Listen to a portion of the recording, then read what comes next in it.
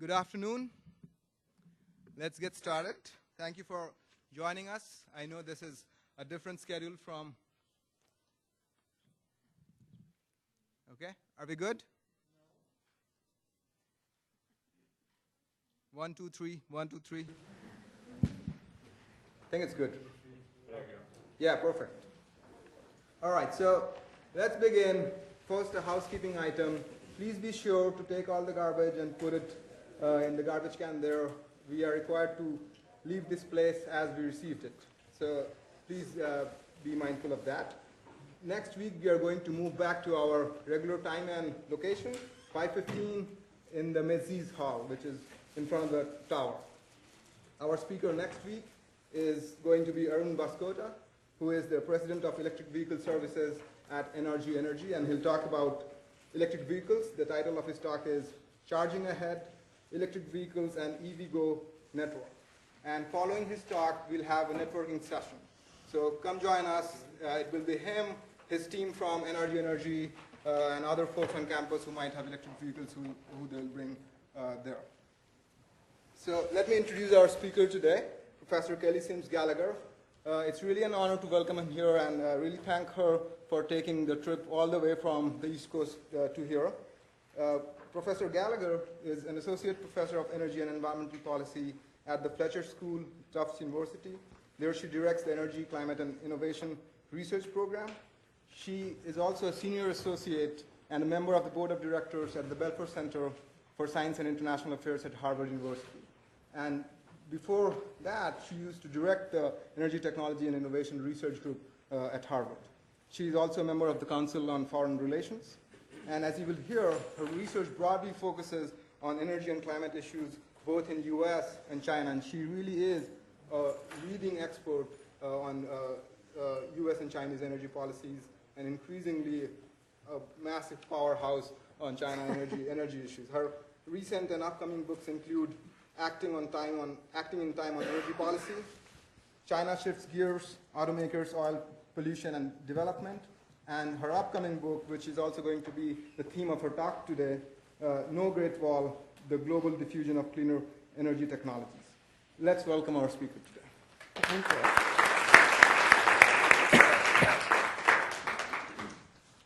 Am I on? Okay. Can everybody hear me okay? It's a great pleasure to be here. One of my best friends came to the LBJ school years ago, and I've always sort of had this romantic idea about it ever since, and so it's really fun to come here. Before I begin, I just wanted to say I brought a few brochures about our Center for Environment and Resource Policy at the Fletcher School, and so if anyone wants to pick one up afterwards, you're welcome to come and take one. You all are guinea pigs because I'm giving my very first talk on the forthcoming book from MIT Press. And so I'm excited to engage in a dialogue with you. My plan is to talk for about 30 minutes and then leave plenty of time for conversation and questions and answers. The book, as Varun said, is rooted in 4 case studies in China. But it's a bigger book in that the aim was to try and understand international technology transfer or the cross-border transfer of cleaner energy technologies, and to understand what are the main obstacles for this cross-border movement of technology and what incentivizes it. So here's the plan for my talk today. The main research question is what I just said. What are the obstacles to the diffusion of clean energy technologies? And really to try and get specific about those. I mean, we've often heard these like long lists of barriers to technology transfer. There's a very long and old literature on technology transfer in general. And I wanted to try and understand specifically for cleaner energy technologies, what are the barriers? I'm going to talk about why study this in the Chinese context. That's my Into the Dragon's Den. And then I'm going to give you just a really short synopsis of the 4 case studies that I did in China. Those are the 4 telling tales. And then I'm going to focus on 3 issues in particular. Policy, the role of policy in hindering or incentivizing this technology transfer. I'm going to also talk about intellectual property and these really polarized perceptions. From the developing country point of view, this worry and concern that they can't get access to cleaner energy technologies. And then from a developing country point of view, and especially U.S. point of view, worry about infringement or theft of intellectual property in countries like China. And then I'm going to talk about cost and finance in the competing against incumbents section. And then conclude with some ideas that I've arrived at about the globalization of this industry in general. So why use China as a laboratory for investigation of this topic? Well, on the IP front, I think China is the country that most countries are most fearful about engaging with.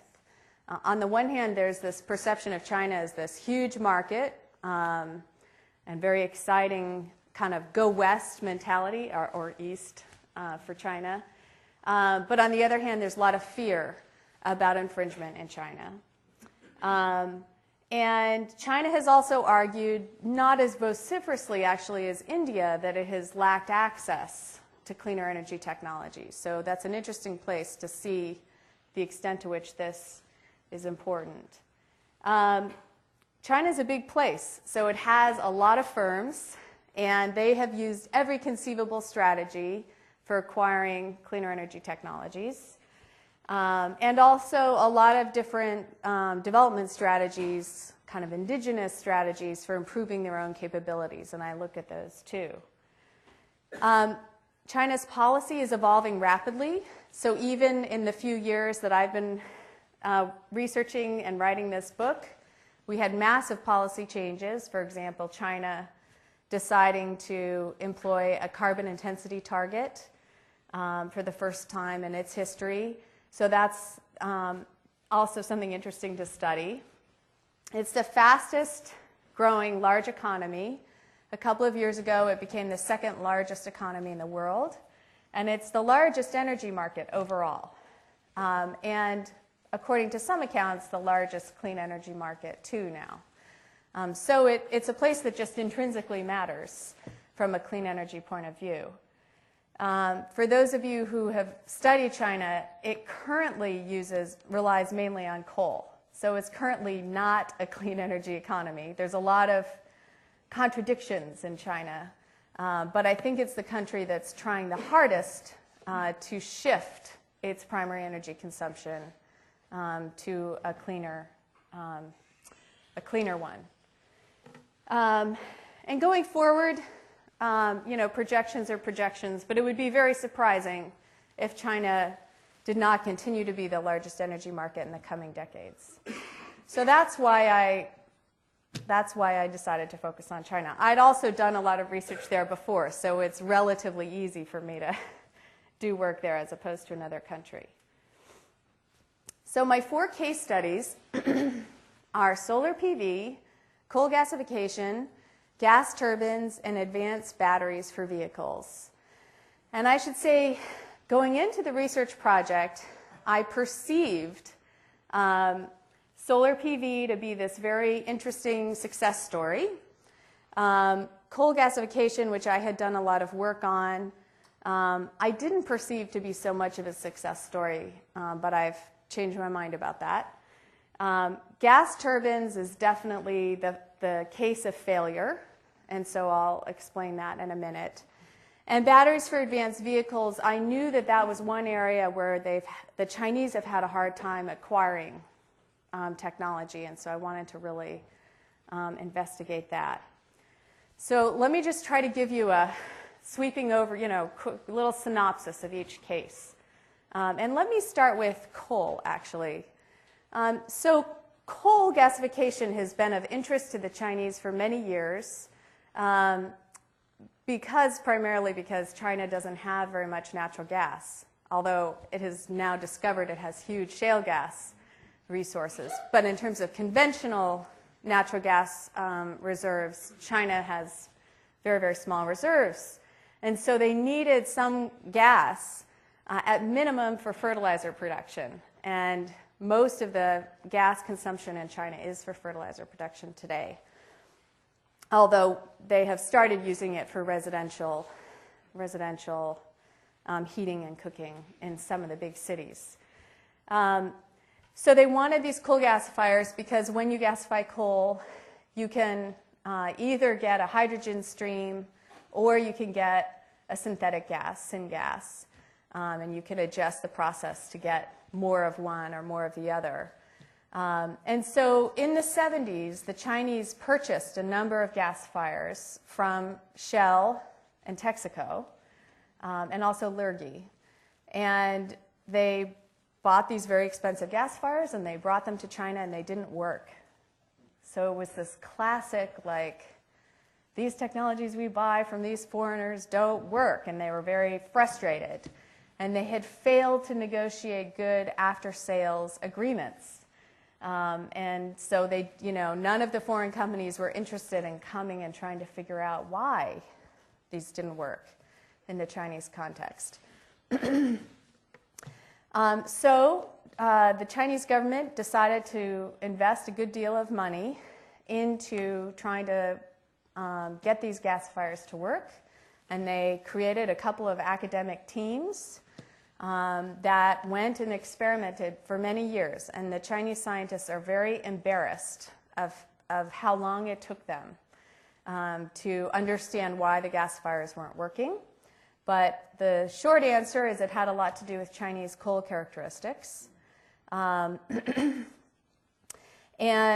so it sounds sort of like a reverse engineering kind of endeavor, and in a way it was, but they were really spending a lot of time trying to understand Chinese coal chemistry, and that's what took them so long. And once they were able to experiment with different fuels, they realized which fuels worked with which kinds of gasifiers. And then they were able to develop a new gasifier. Actually, they have two versions of it now that they have now just licensed to the US. So this is a case of true technology catch-up in the innovation literature, which started with this original import of technology, but over time through just pure determination, and from the government point of view, a steady investment. They didn't give up, even though it took them 20 years to develop this technology. And now they're demonstrating at very large scale these new Chinese gasifiers in China.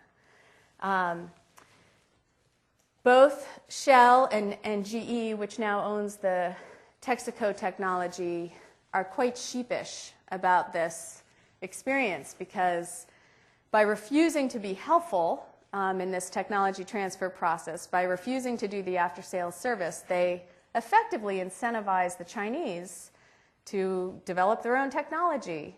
And it's, according to everybody, about 25% cheaper because the Chinese are charging very low licensing fees now. And it's undermining the GE sales and the Shell sales in China, and probably will end up undermining them around the world now that they're licensing the technology back to the United States and Europe. So that's a very classic case of technology catch-up. Solar PV is the opposite. There really was no solar PV industry in China 15 years ago, very small scale. There was a big initiative for rural electrification, but there was not a substantial solar industry in China at all. And the PV industry was basically born through a bunch of Chinese entrepreneurs who'd been educated abroad in different places, some in the United States, quite a few at the University of New South Wales in Australia. And some of them have technical PhDs in solar PV technology, and some were educated in business, MBAs and so forth. And they went back to China and realized that there was a lot of manufacturing capacity in China. And they bought manufacturing equipment mostly from Germany, but also from Japan. And then they hired consultants to come and assemble that equipment in their factories. And there was good after-sales service, by the way, of the, the equipment providers. In fact, I was touring one of the Chinese factories and had this exhaustive tour, and then we went into the company cafeteria for lunch. And we were in the buffet line, and I'm with the Chinese CTO. And my back was to the room, and we're going through the buffet line, and all of a sudden I realized that I was hearing a foreign language behind me, and it wasn't Chinese, it was German. And I turn around, and the whole cafeteria was filled with these German technicians in their coveralls, and they were all there installing the parallel production line that this factory was building at that time. So it's just a great example of how you can go and buy technology and get it into production. And then once they got these into production, they wanted to improve the efficiencies, and so they hired a lot of consultants, and they started contracting with foreign universities and institutes to do joint R&D and joint development. And so this seems to be a very modern, approach, not trying to do the indigenous innovation themselves, although by and large these CEOs or CTOs are very well educated, and they argue they were sophisticated about what they knew they needed to buy, being able to be quite discerning about the technology relationships that they formulated with foreign institutes, but very practical that their cost advantage was in manufacturing. And by the way, there's no labor cost advantage. These factories are completely automated, absolutely, just a handful of workers in them. But they were able to use the kind of economies of scale, the agglomeration effects, for those of you who've studied Paul Krugman, and get real economies of scale in solar manufacturing. Gas turbines is truly a fail case. The Chinese capabilities are very weak. As one Chinese scientist said, we're not even in nursery school. Very embarrassed. We're not even in nursery school in terms of their capabilities. And they are now, and so why is that? Well, for one thing, there was no government support for development of expertise of gas turbines. There was one very famous Chinese scientist who was sort of the father of gas turbines in China, and then during the Cultural Revolution he was sent into the countryside and then was later found as a janitor somewhere. But there was a lot of knowledge depreciation, knowledge lost during that period. And then when they started to try and develop gas turbines, they realized they were so far behind, and there was a big debate internally in the government about whether it was even worth trying to develop capabilities in this sector. And the naysayers won the day for a long time, basically until just the current 12 5-year plan, when they've reconstituted an R&D program in this area. And you combine that with essentially a monopolistic or oligopolistic market structure where essentially 3 firms control advanced gas turbine technology: GE, Siemens, and Mitsubishi, Hitachi, smaller scale ones. So they are charging very high prices for the turbines themselves, the actual final product, and they refuse to license the most advanced gas turbines. Why does this matter? But they are mostly willing to transfer or license less efficient older models. what one company called the N-2, current generation -2. We're willing to do that. And in my first book, I called that the good enough phenomenon. You get something that works. It may not be the best, but it works. It's cheaper, so the Chinese are, happy about that. But you're not getting the most advanced technology. And in a lot of cases, that's just fine. You're accomplishing the goal. But now that the Chinese are getting very serious about reducing CO2 emissions and energy security, they are really working hard to improve their energy efficiency of their economy.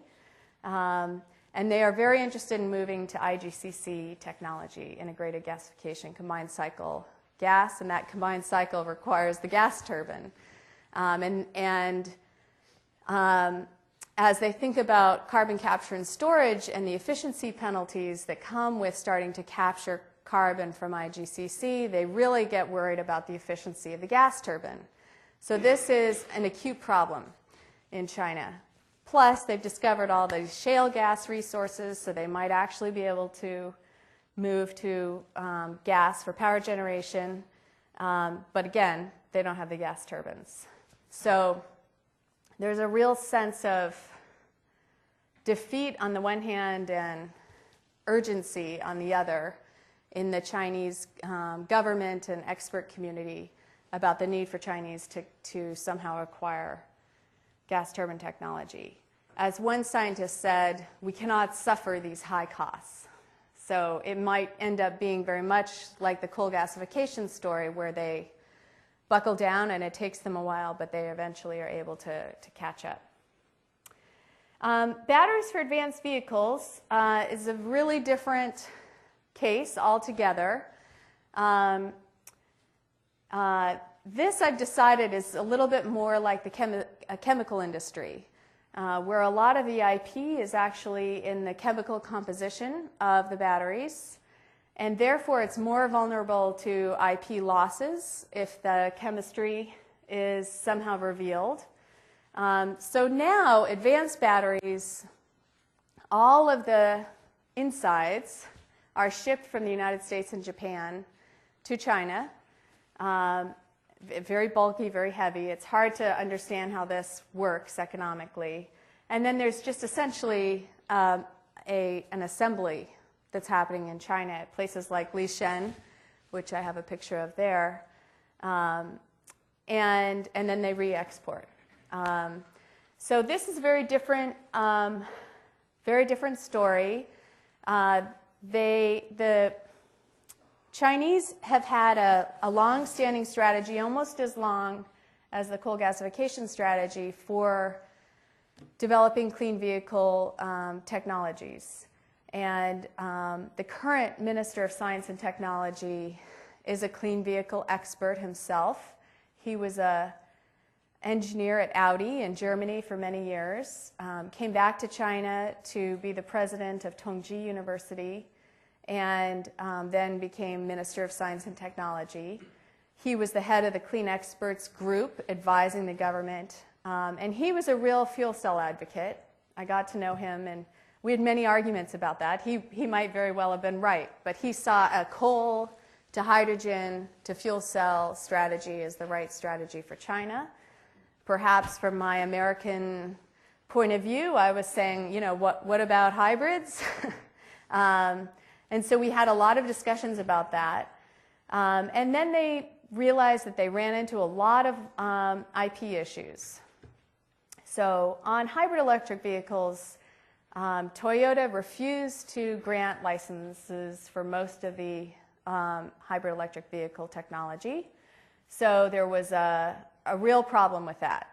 And the Chinese scientists realized they couldn't figure out a way through this web of, as they called it, this web of patents in a legal way. They could not find a legal way to get around these patents.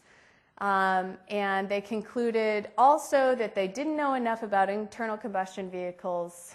And so hybrids really seem complicated to them. They've got a patent problem with especially the electronic controls in hybrids, and they're not very strong on the internal combustion vehicle. And so the strategy has shifted now to an electric vehicle strategy where you just need your electric motor and the battery, okay, from an IP point of view. And so what they're doing now is trying to really invest in battery innovation. And they're wrestling with exactly the same problems we're wrestling with, very high costs of these batteries because they're so technically complicated. And so I think that's the state of play for the batteries. That plant, I don't know if you can see that plant. It's a leaf of a plant, and I took that picture at Lishen where they say no money, no good. Someone had written that on the plant. And I think that really gets to the core of the problem in that case, which is the costs of the technology are just still very expensive. Okay, I know this is really hard to read, but just look at the colors. This is just trying to understand Chinese versus foreign perspectives about the barriers to the international transfer of cleaner energy technologies. And the C is the Chinese point of view, so that's yellow. F in blue is the foreign point of view. And then green denotes agreement between foreigners and Chinese. So what we saw was that in terms of the incentives, there's a lot of agreement. Can you see that? Just look at the colors. A lot of green over here on the right. A lot of agreement that policy is needed. Let me see if I get my little... So up here you can see almost everything is green. That policy is a very important incentive. There was not agreement between the Chinese and foreigners about the cost of technology. So generally, the Chinese think that the costs that are being charged, whether it's for licenses or through joint ventures, is too expensive. And of course, the foreigners think, hey, we invested a lot in these technologies. You know, we need a reasonable rate of return. Not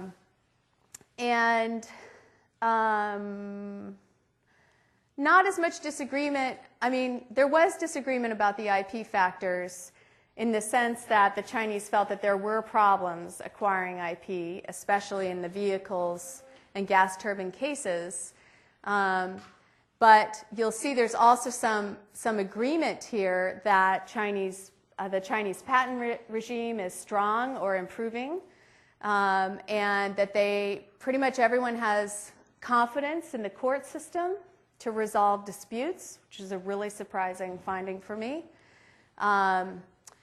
And that business practice really had a big effect too. So how businesses manage their technology, how they manage their joint ventures, how they manage their licensing negotiations really had a big impact on the outcomes.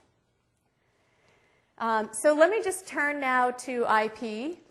And I'm going to start by just explaining the work I did on patents. So we were able to get access to a Chinese database of patents that have been granted in China. So these are patents that were filed with the Chinese Patent Office and granted. And I'm only going to be showing you data on invention patents. China permits also has utility model patents, which are much less inventive. I'm not even going to get into that. So I'm just showing you data on invention patents. And this is for coal gasification, solar PV, advanced batteries, clean vehicles, wind, geothermal, LEDs, and gas turbines. So what is the first thing you notice?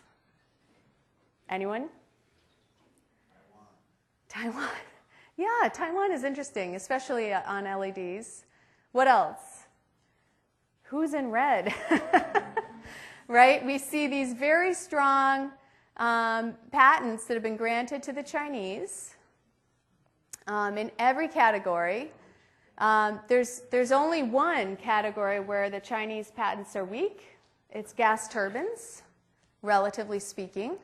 And there, the United States, Reed, GE, has most of the patents in the Chinese system. But also you should notice that a lot of countries are filing patents in China and getting them granted, which I think indicates something important, which is that foreigners are taking the Chinese market seriously. Why would you file a patent in China if you didn't expect to be doing business there? And second, it's a feature of Chinese law. It's a first-to-file system in China. So even if you have the patent in the United States, you have no standing in China in the courts. But if you have filed first in China, you would have the standing in the courts. And a couple of hard lessons have been learned by foreign firms in that respect. I think this also might indicate some confidence in the court system. I mean, again, if you didn't think there was going to be any remedy in the court system, why would you go to the trouble and expense of filing a patent? Indeed, through interviews, there's very strong confidence in the court system. And of the very few cases that I found out about in the energy sector, foreign firms have been able to recognize when there were infringement activities occurring, and they were able to take action in the Chinese court system. And one even told me they were shocked they actually received remedy. You know, they got a cash payment delivered to them by the infringer. So that's interesting, and it kind of shows that there's some institutional reform in China. Now I'm going to turn to the role of policy. Well, I guess I should just wrap up on IP. So my bottom line on IP was that I didn't find any significant infringement, although there's one very famous case pending right now between Sinovel and American Superconductor, and I'm happy to talk about that. I think it's an outlier case, but I was very surprised not to find a lot of evidence of infringement. My plan as a researcher going in was to find all the cases and then study those cases and analyze those cases and try to understand when and why infringement was occurring. And I only actually heard of 2 cases, both very minor, both not life-threatening to the firm, in the clean energy sector overall, not just combined to these cases. And then more recently, there's this Sinovel case. So maybe we should leave this for the Q&A since I've got 10 minutes. But, you know, that's a very surprising finding. And we could talk about why it might be that there isn't as much infringement in this sector as there is in, say, DVDs or pharmaceuticals or other sectors where there's, you know, certainly a lot of infringing activity occurring. And from the other side, I didn't find a lot of evidence that Chinese were having trouble acquiring technologies either. I mentioned the 2 cases where there was some evidence, gas turbines and hybrid electric vehicles. But for the most part, Chinese were very inventive, finding ways to purchase foreign firms, you know, acquire technologies from second-tier sort of suppliers, hire consultants, and so forth. Okay, turning to policy, the thing that struck me the most about the solar case was that the entrepreneurs who came back to China had a very strong global perspective. And they had noticed that in Germany there were feed-in tariffs that had been established. Spain had established feed-in tariffs. And the United States had a production tax credit system. And actually at that time there weren't that many renewable portfolio standards, but now there are. So they never intended to produce for the Chinese market. They had a global perspective on a foreign market that they were intending to produce for. So that made me think, I wonder what the aggregate market is for cleaner energy technologies. I found that's very hard, very hard to do. But what I did was construct a timeline of market formation policies around the world at the national and subnational level. So this would be, you know, any country that established a carbon tax or a production tax credit or emissions trading regime or a feed-in tariff. And then I plotted them, as you can see here, against the expansion in world trade in 4 clean energy technologies. solar PV, which is the purple, wind energy, which is orange, gas turbines, and lithium batteries. And then I plotted that against new policies. So it seems that there's a relationship here, that the cumulative number of new policies does seem to be related with global trade and these technologies. And then I just did a baby bivariate regression to just see if there was any kind of statistical relationship, and there does appear to be one. I mean, a very strong R-squared there. And this really shows to me the importance of what I call in the book market formation policy. This goes beyond niche markets. This is really the need for government to overcome the cost disadvantages that a lot of cleaner technologies have, not necessarily permanently, but the need for government to create stable and predictable markets. And in the interviews, this came out, everybody agreed this was necessary. And I think that the data here kind of confirm that result. I'm going to skip this, and I'm going to skip this. This is more patent data. And let me just now talk a little bit about the costs. I could not get cost data that I trusted in China. So what I've done in my book is look at US data, and just to try to determine what is the incremental cost for cleaner energy technologies. What is that cost hurdle that needs to be corrected because of the market externalities from air pollution and climate change and energy insecurity and so forth. And also we have a lot of market distortions from subsidies. And so this is the latest data from the U.S. Energy Information Administration. They just did a big cost study. And this comes from actual project data. And it is total system cost, and then on an average. And here's a minimum, and here's a maximum. And it matters a lot, especially for the cleaner or renewable technologies where you're based. So those minimums and maximums, if you're in Texas, solar works better than if you're in Massachusetts because there's a lot more solar insolation here. And you can see that conventional natural gas combined cycle is really, what we have the price to beat in the U.S. system. In China, that's conventional pulverized coal. That's the price that has to be beat there. So this is going to vary country by country. But you can also see that some of the cleaner technologies are just not that much more expensive, almost competitive, in some cases already competitive.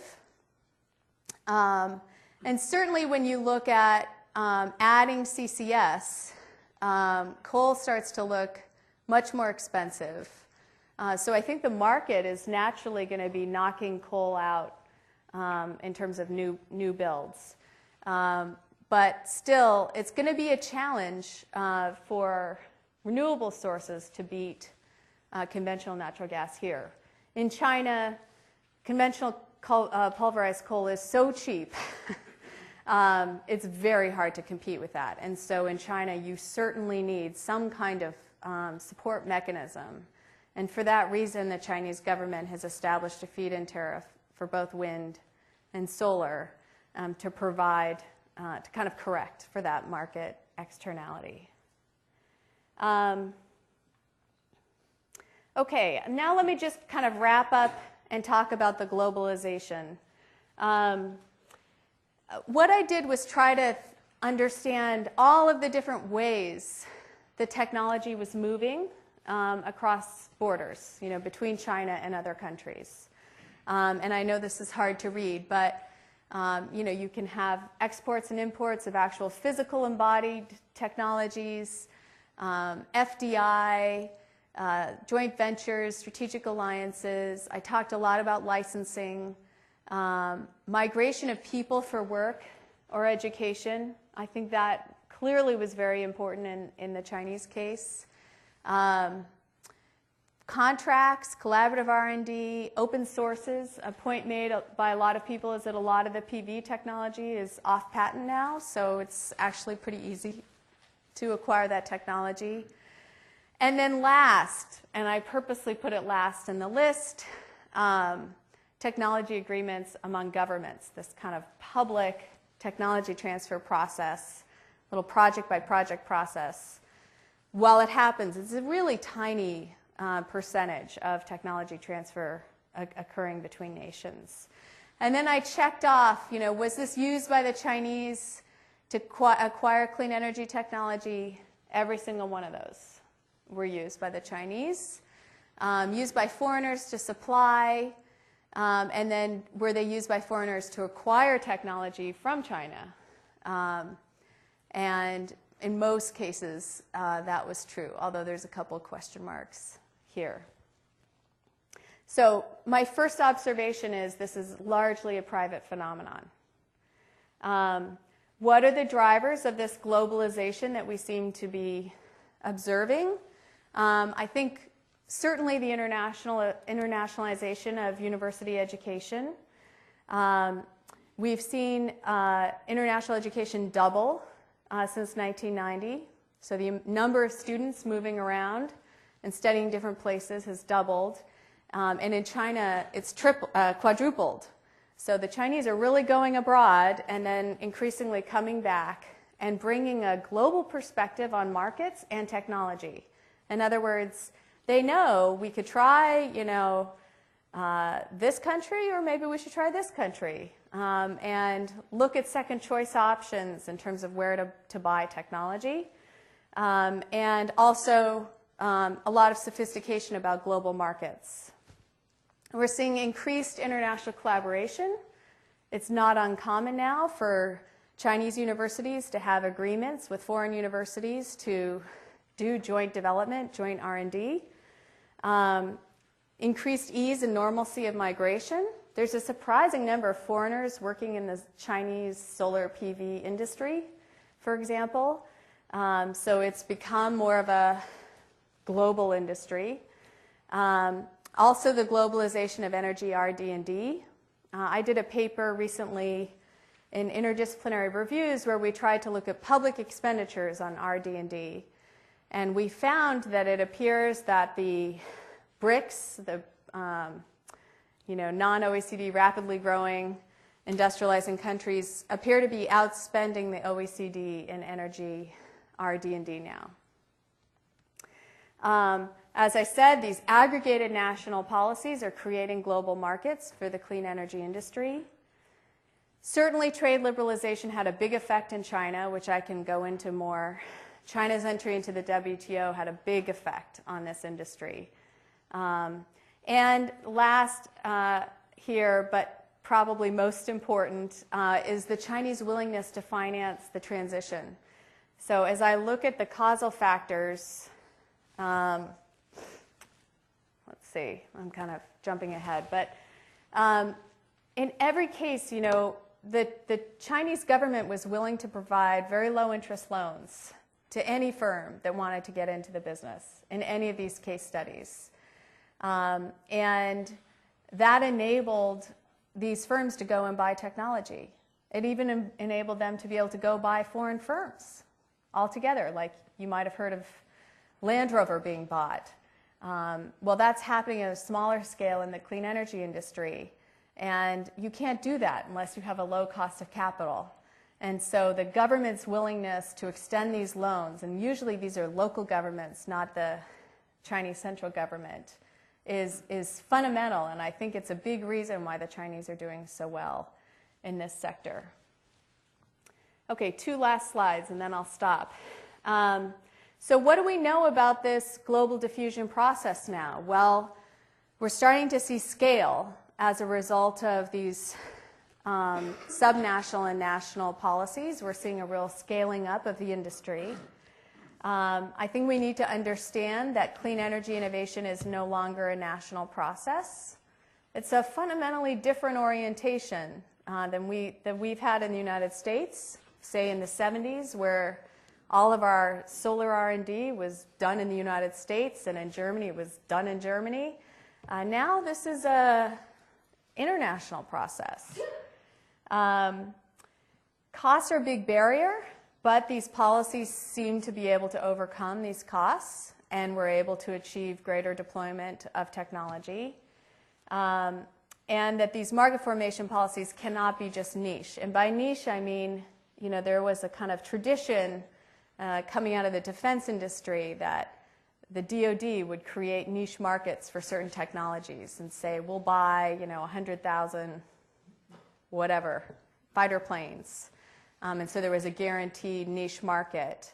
That hasn't worked so well for energy. We need broader scale economy-wide policies.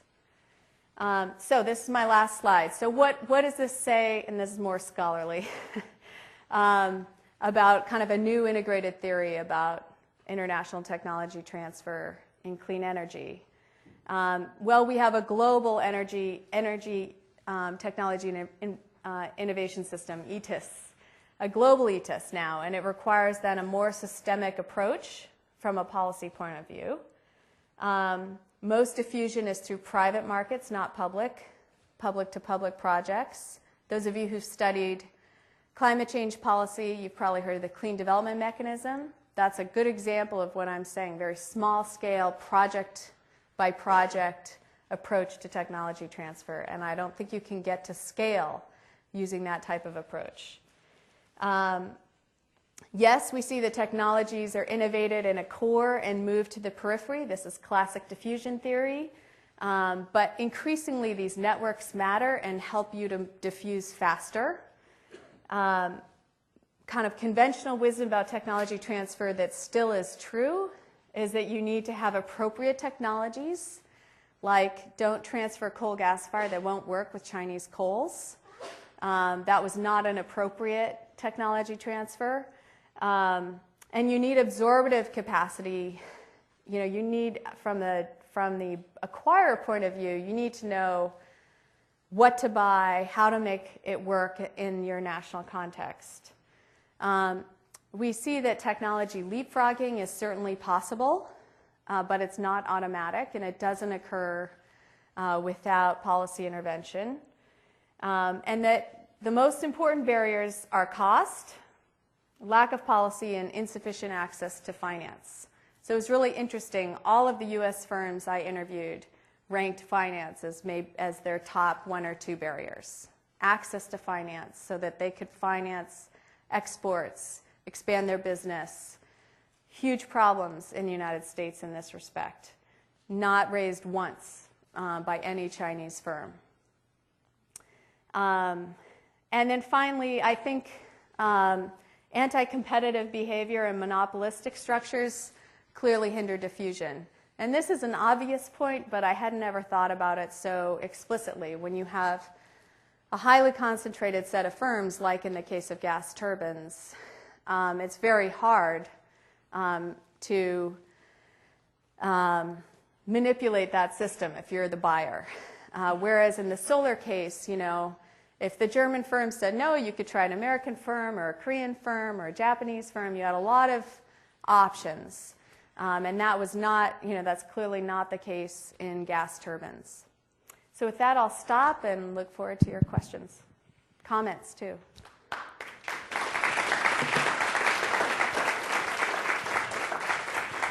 Yes? Or is there a... Actually, could you go ahead and we're going to have people line up. If you could come down to the mic. This is how we get it onto the video recording. That's fine. No, they're trying to move their computers and get out of their seats.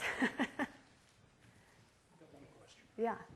Okay, you didn't take wind power as one of your cases, but would you be able to sort of comment on it within the same sort of framework as on your 4 case studies? I'd be very interested to hear what you have to say. Yes, you are right. The reason why I didn't is that there has been some good work already done on technology transfer in wind. Joanna Lewis at Georgetown and Ru Peng at Tsinghua both have done some good work. So I can tell you what I know from their work. I think the wind case is very similar to the solar case in China. These firms emerged. They were able to acquire technology quite easily through foreign purchases, equipment manufacturers, and so forth. It's more stark even on the Indian case. You know, you may have heard of Suzlon. And Suzlon went and bought several Danish wind companies just to acquire that expertise. They've headquartered in Denmark, which is really kind of a very different strategy, right? And because they want to be close to this sort of global base. And the one difference is that the Chinese got behind the deployment of wind in China much earlier. So you had this push-pull kind of systemic approach I was talking about earlier in China than you did in solar. It wasn't until just last year that the Chinese established a feed-in tariff for solar. In neither case, though, was there a substantial government R&D program behind it. So that's quite interesting. I mean, really the technology acquisition strategy was a buy strategy. It wasn't a make. But now they're trying to kind of hire talented foreign, individuals or Chinese that have been sent overseas. I saw a lot of them. I have a very clear memory of interviewing a guy who had done his PhD at Berkeley, Chinese citizen, and he was back working for one of the solar PV firms. And he was a very rich interview for me because he had a really good perspective on the U.S. attitudes and approach. And but he had gone back and embedded himself. So they're hiring talent and buying technology in both of those cases. Yeah. Thank you very much. Really interesting stuff. I've got a number of questions, but I'll just ask one. Okay. I've heard from friends who have been to China to visit the electric vehicle companies doing business there, and they just are amazed. There are so many. They talk about numbers on the order of tens of millions of electric scooters and electric scooters with big delivery containers, baskets on them, which apparently is very popular.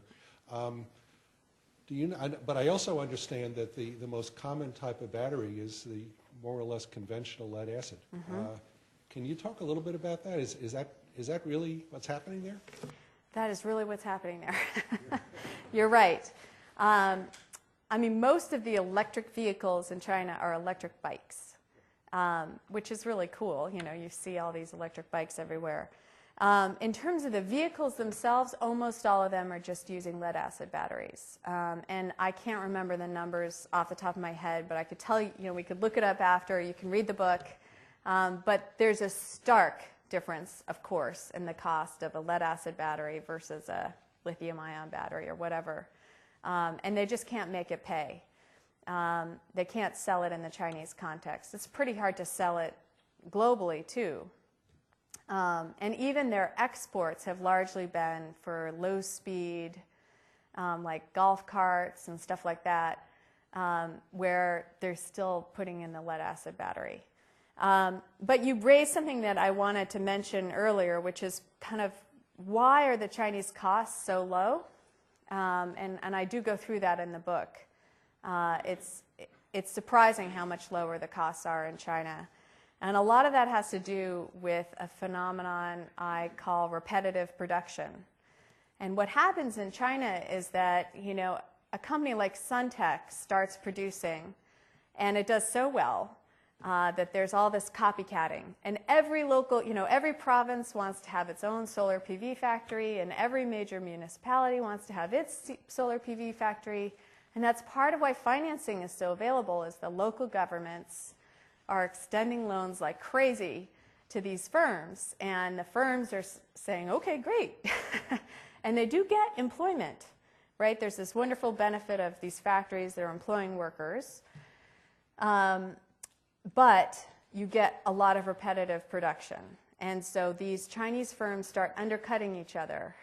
And this happened in the automobile industry too. And I think that's what we've seen recently in the solar industry.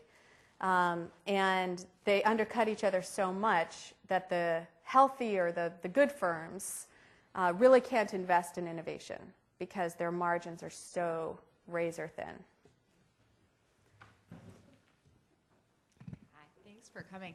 I just had a question about the discussion around anti-competitive behavior and the IP barriers. And wondering, to what extent are the Chinese interested in compulsory licensing? You've heard that bandied about in other industries, particularly pharmaceuticals, particularly aimed at U.S. firms. So I'm just wondering, is that a hot topic in clean energy? Do they want, exceptions to some of those IP patents? Great question. I never heard any Chinese business person or government official call for that. Never.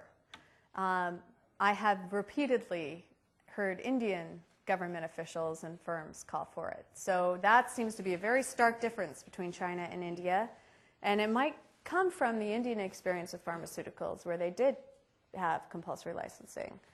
No, I mean, almost to the contrary.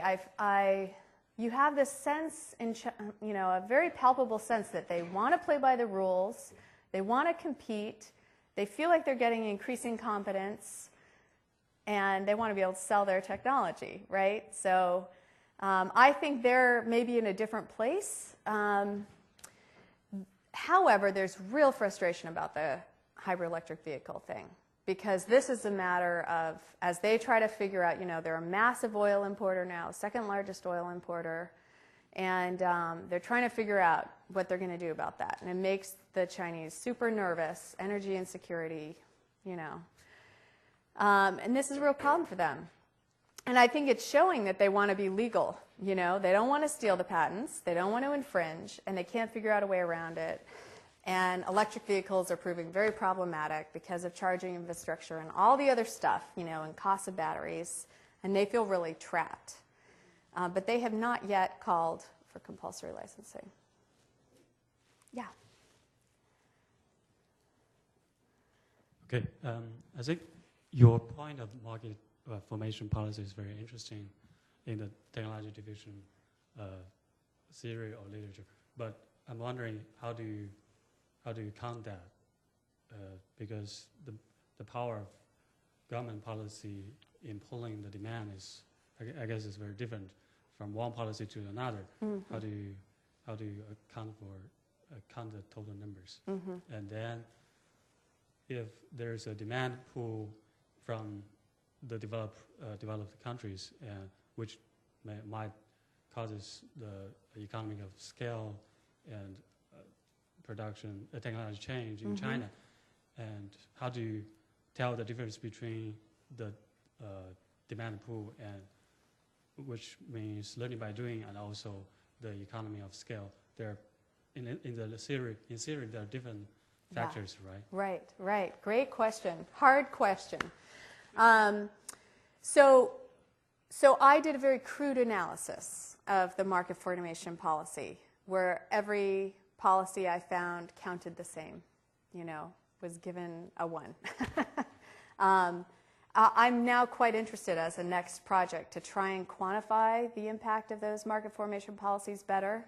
I mean, I've got everything from a feed-in tariff by a state in India or a state in the United States being equivalent to Germany's feed-in tariff or the Dutch carbon tax, or, so everything is counted equally.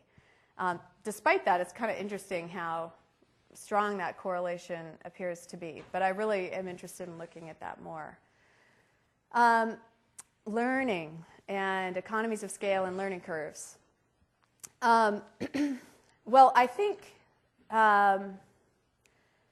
we have clearly seen that there has been learning through cumulative production. So for those of you who don't know, we calculate learning curves and we try to study this concept of learning by doing, where you have unit cost decline as a function of cumulative production.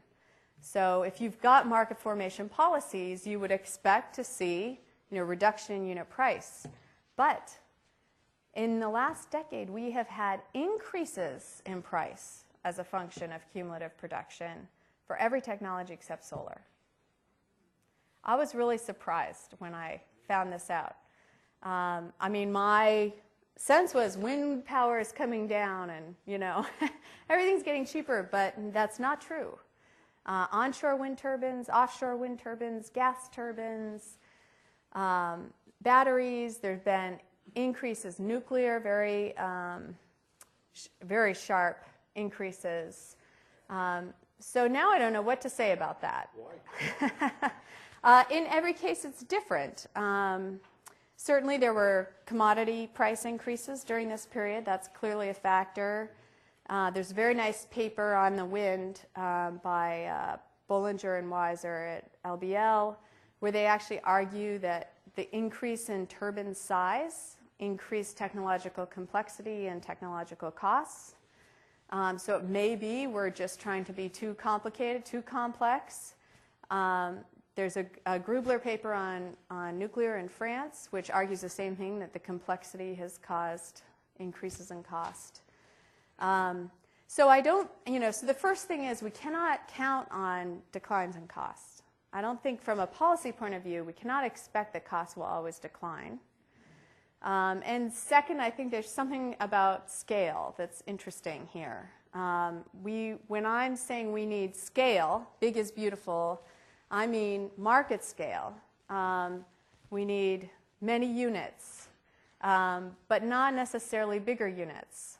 And that, I'm not sure. This is another area I'm quite interested in, actually.